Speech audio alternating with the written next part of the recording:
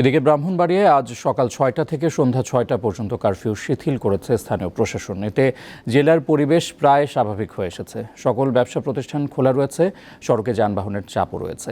বিস্তারিত জানাচ্ছেন সহকর্মী রিফাত আন নাবিল।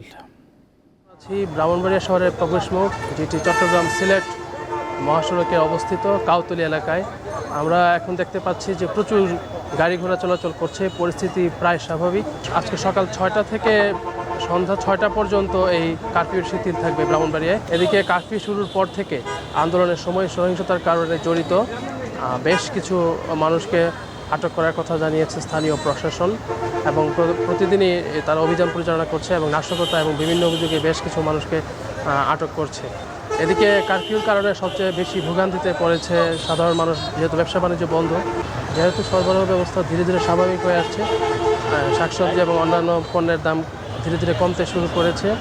কারফিউ উঠে গেলে পরিস্থিতি স্বাভাবিক হলে জিনিসপত্রের দামও স্বাভাবিক হবে বলে মানুষ আশা করছে।